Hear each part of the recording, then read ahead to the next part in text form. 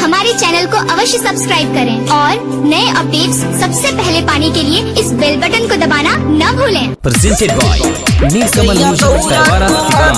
उठा लीजिए छठी मैया का दर्शन करा दीजिए,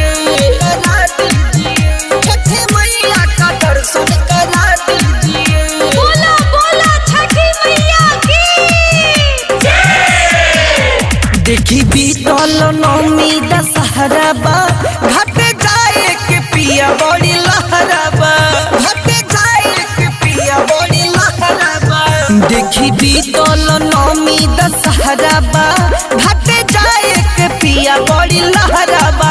मन का इच्छा पूरा कीजिए सैया दौरा को, हाँ दौरा को, सैया दौरा को माथे उठा लीजिए, छठी मैया का दर्शन करा दीजिए। सैया दौरा को माथे उठा लीजिए, छठी मैया का दर्शन करा दीजिए।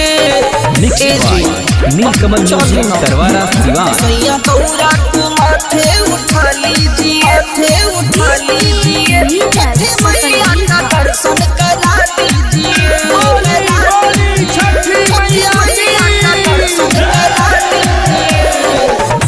नई हर में घूमले बानी आदत बाऊ है, मैया के गीतिया हम सुनबू सबके मुँह है, सुनबू सबके मुँह है। नई हर में घूमले बानी आदत बाऊ है, मैया के गीतिया हम सुनब सबके मुँह है।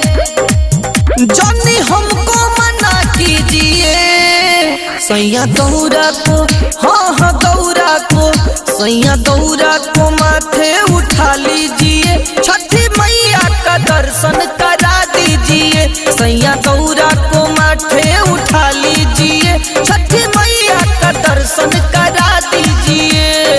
चलिए ना सैया दौरा को माथे उठा लीजिए, उठा लीजिए, छठी मैया का दर्शन करा दीजिए,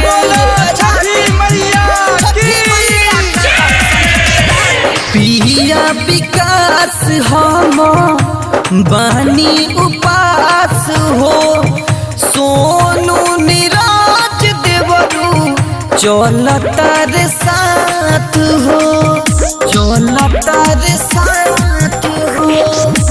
पिया विकास हम बानी उपास हो, सोनू निराज मुना चलता रे साथ हो।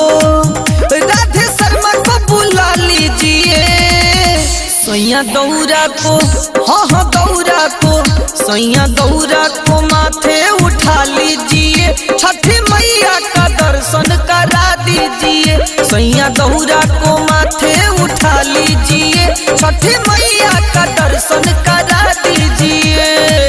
देखी बीतल नौमी दशहरा बा, घट जाए के पिया बड़ी लहरा बा। मन का इच्छा पूरा कीजिए सैया दौरा को, हाँ दौरा को, सैया दौरा को माथे उठा लीजिए, छठी मैया का दर्शन करा दीजिए। सैया दौरा को माथा उठा लीजिए, छठी मैया का दर्शन करा दीजिए। चलिए ना। Mixed by Neelkamal music Tarwara Siwan. Contact 7765 882324।